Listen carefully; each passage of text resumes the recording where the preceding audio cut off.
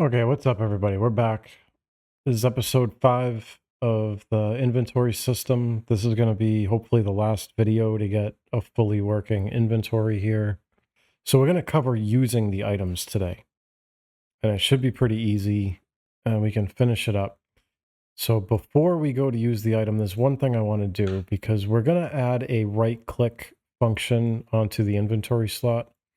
So that's going to be used for the storage, but if you don't want storage, you might want a second use for the item, so you could left click or right click. But I'm going to set it up for the storage, and I'm not doing the storage yet. Right now, we'll lose focus on the inventory window if we right click on an inventory slot. So I'm going to just do something just so we can get the focus back if we right click on an inventory slot, and then later on when we do the storage, we'll be all set up for a right click. So we have to make our own right click functionality here. It's not going to just pick up our right click. So I have to add a hovered on the button. Then I'm going to add a unhovered on the button. And I'm going to add a variable in here called is hovering. And then I'm going to set that true on hovered. And we're going to set that false on unhovered. Okay, so we need to keep track of if we're hovering over one of these items or not. And then we're going to go into functions and we're going to override. And we're going to do on mouse button up. Okay, so we're going to override this function here. And we're going to say, coming off mouse event, we're going to get affecting button. We can drag off here and do an equals. And then I'm going to just click the keyboard and just right click. So it's going to have my right mouse button in here. And then we're going to need a branch. And we're also going to need an AND Boolean. So I'm going to drag off here, get an AND Boolean, because we're going to want to check if right mouse is pressed and if is hovering is true. So if these two conditions are met, then we have a right click function in here. So I'm going to get a little bit of room in here. And after we right click, we want to get our focus back too. So I'm going to grab this. This is our collapse node that we made for our left click. So this just has this stuff in here. I'm just going to copy that. And actually, let's copy the set focus too. And then we can just come in here, paste it in here, tell it after we right click, we want to set focus. And then we're going to make a custom event here. And I'm just going to call that right click. All right. And for now, I'm just going to do a print off of it just so I know it's working. And I'm just going to print right click. So then on the mouse button up, we're going to just call that right click event that we just made. And we're going to return out. And then we just have to do a handled here. And we should be all set with this. So now we're getting our focus back. We have our right click set up. So again, if you don't want storage and you want to do something else with right click, this is now all set up for you. So we should be done here. So if we right click on an item, this should fire right here. So if you wanted to do something different, you can put whatever code you want coming off right click. But I just want to jump in real quick and just make sure that that's going to pick me up and keep focus. So I'll just grab a couple things. So now if I right click, okay, so everything is working and it is picking up right click. If I right click out here, I don't get the print. If I right click on the window, I don't get the print. But if I right click on a slot, we'll get right click up here. There's one other thing that I want to do in here too. And I don't know why I didn't think of this until this point, but I want to go into the BP base item and there's two more things I want to add in here. And as you're going through your game, you're going to find more things that you may want to add in here to help you use or do different things with some of the items. So one of the issues I had with my game when I was setting up the inventory that I'm currently using is there was certain items in there that when I use them, I didn't want them to get removed from inventory. Something like maybe like a water bottle or something. Like a lot of games, maybe like you might have something that like for instance, the water bottle. If you want to drink from a water bottle, maybe you want to get like 2 or 3 drinks from it before it turns empty.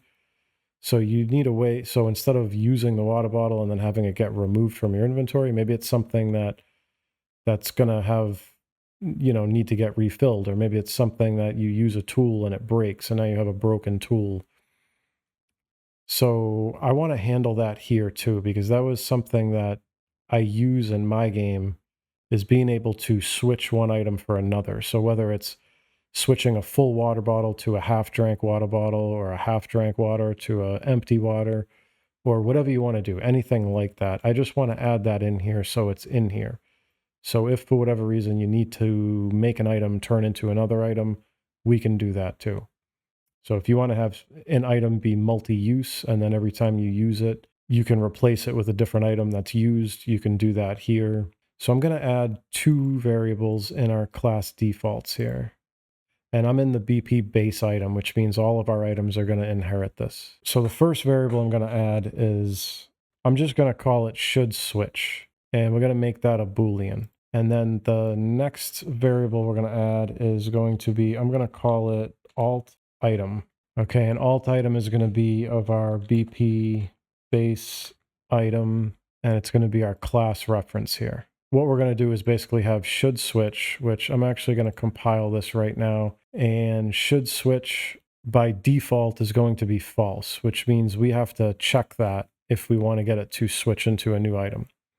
And then the item that we can get it to switch into, we'll be able to pick right here.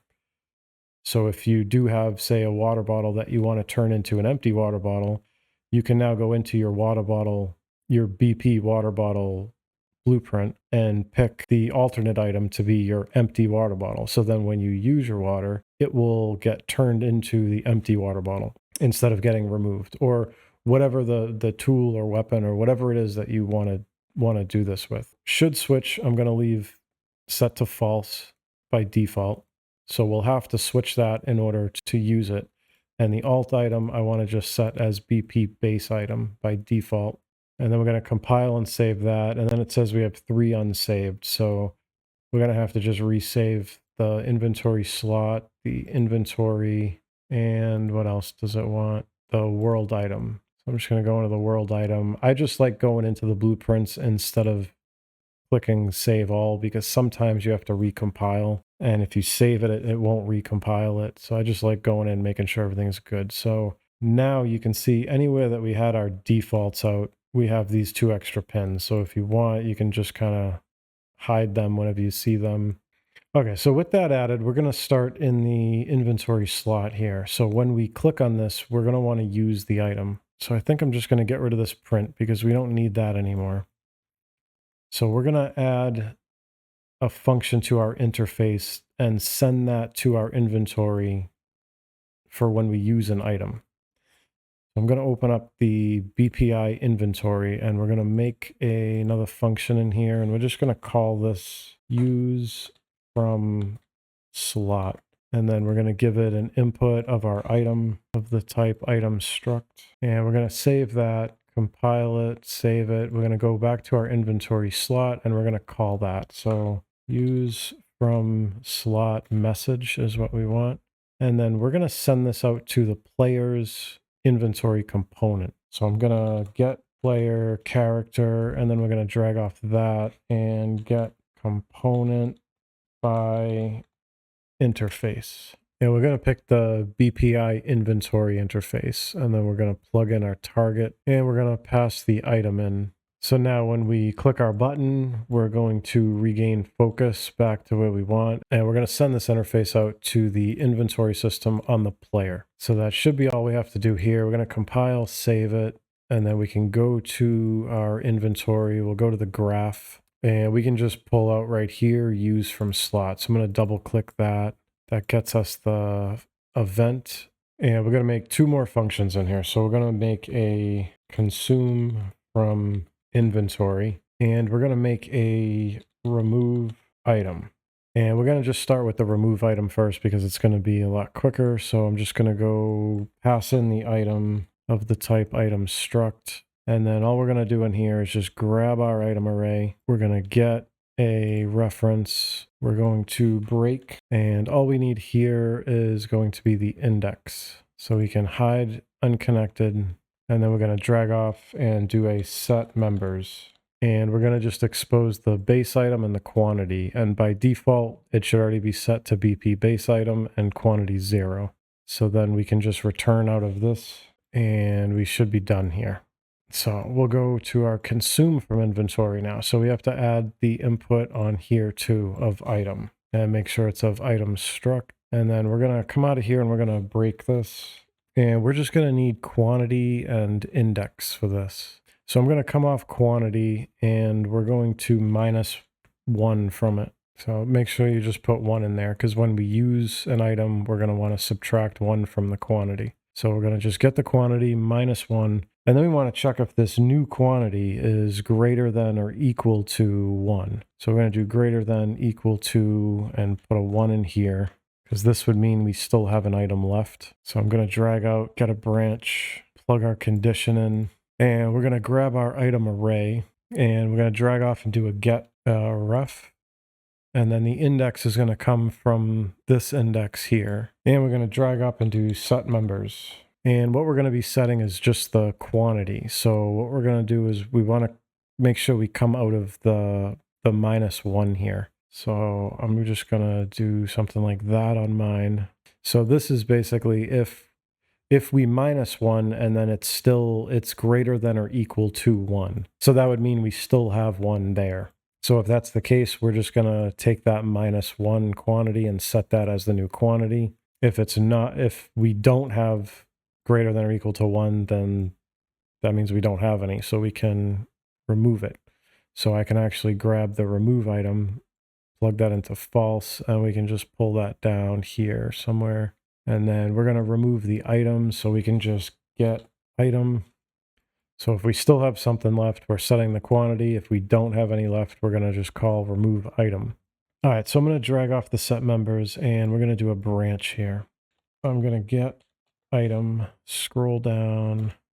We're going to drag off and break. And then I'm going to drag off base item and get defaults. And then I'm going to throw a process item in here, split the pin.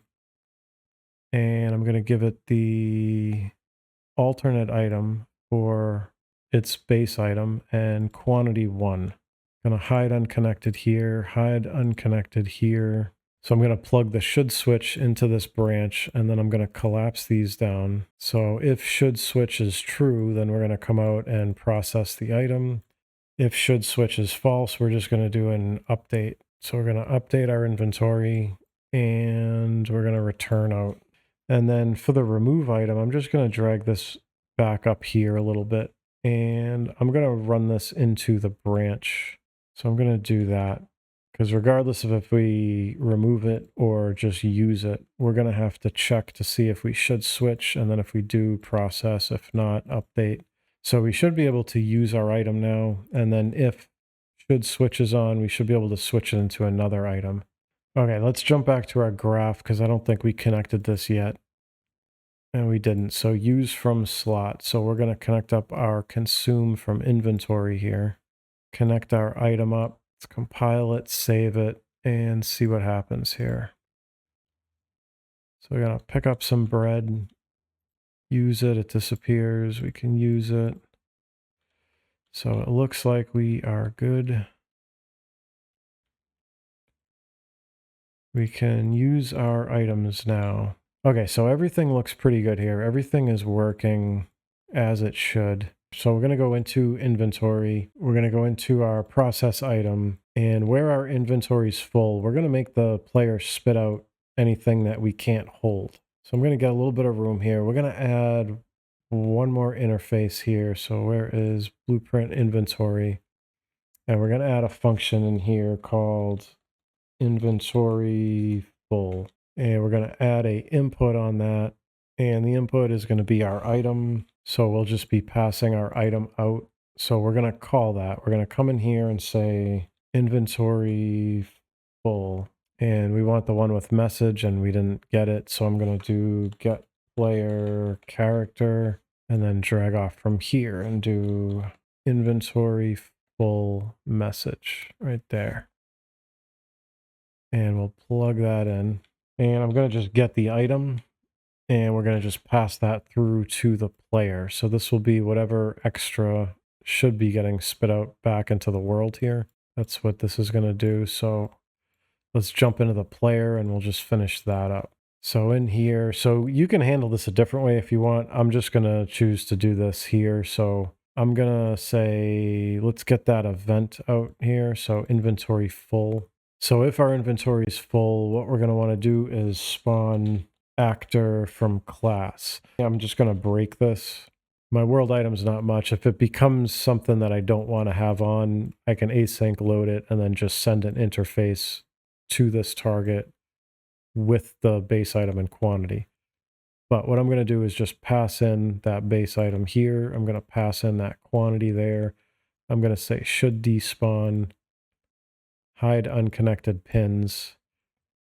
And then let's get our location here. So we'll get actor rotation, we'll get actor location, we'll get forward vector, drag off forward vector and do a multiply, drag off location and do an add.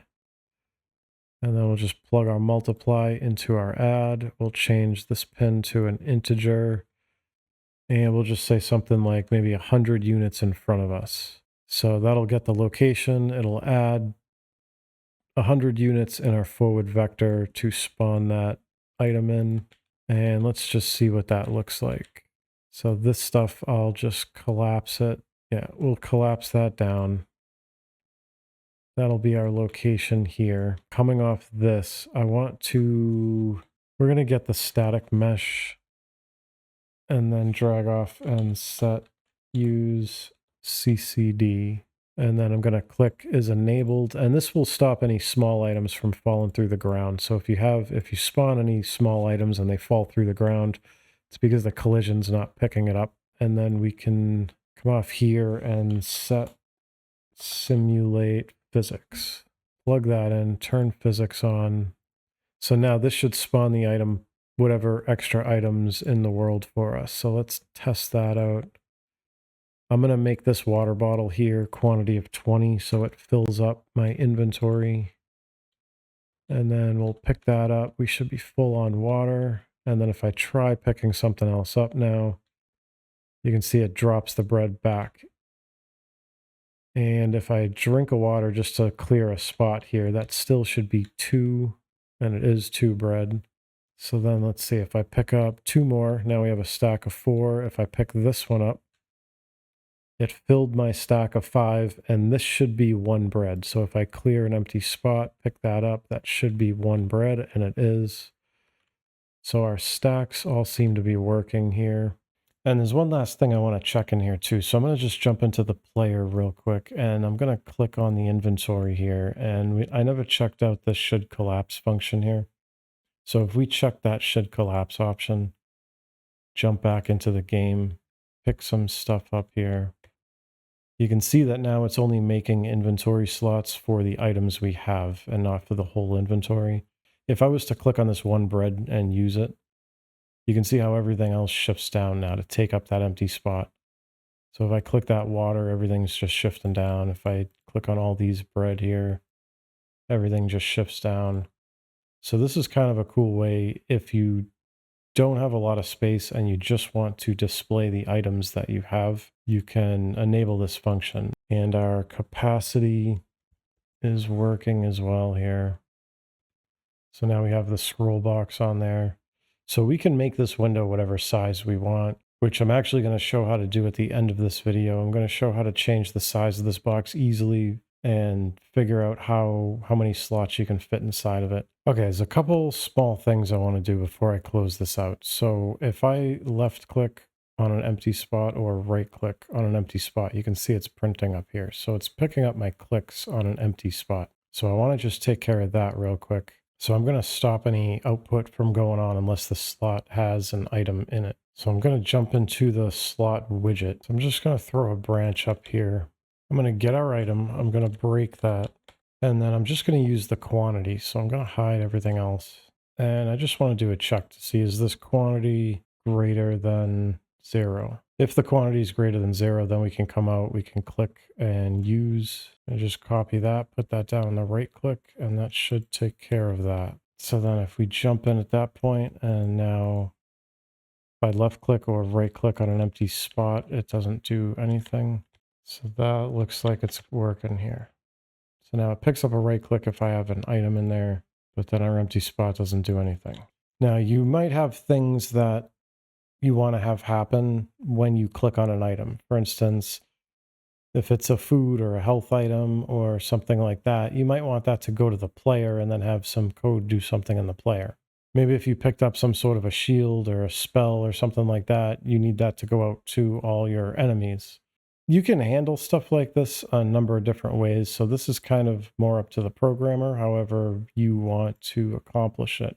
So I'm just going to show one quick way of doing it. And again, you can do anything you want. So we can actually just do something like this. We can make a new function and just call it use item. And then if we give this an input of our item, we can drag off this and break it. And then if we get our defaults, so we drag off our BP base item and look for defaults, we have that UC num that I put in here. So one way that we could handle this is to drag off that UC num and do a switch on enum. And then we can hide unconnected here. So when you use an item, you could have items that say, to player or to enemy or to, a specific actor. And then you can put your code in here for basically what you want to do or where you want it to go. So one example would be like if you have food and water, you could send that to the player. So I could have one pin in this enum for player. And then I can send an interface out to the player. And I would recommend putting that use item in over here in the event graph. This is the inventory window, and this is what the slots will get populated in. This is what has our wrap box and scroll box in it. You may not want this size window, so I just wanted to throw this in here. So if you go to user created here, you can see you have your inventory slot right here. If you drag and drop that inventory slot right in the wrap box, we can copy that inventory slot and just paste a bunch of them in our wrap box here. This can show you how this window is going to get set up. So for instance, if I paste a couple more in, you can see now it's going to give me the scroll bar down the side here. Now you may want a different size inventory window. So the easiest way to do that is to populate the wrap box with a bunch of inventory slots, and then you can go up to size box. And then now you can change the size of it and see how the layout's going to work. The wrap box is going to automatically wrap this slot in there to create as many columns and rows as it can based on the size. So if you're trying to change this inventory window, you might want an inventory that's more set up like this or something. And you would have some extra room here. So you can use this to kind of figure out like exactly, how wide or how tall you might want this window. And if you have slots that are populated here and they can't fit in the window, then you're automatically going to get that scroll bar there. So you can just play around with this window size. You might want something that's different. So I did just want to show that really quick. And then if you do this, just make sure you delete these inventory slots after. So I'm going to add the storage to it and the hotbar in a future video. For now, I think that's going to conclude the basic inventory setup. So I hope this series was helpful, and thanks for watching and checking it out, and we'll see you next time.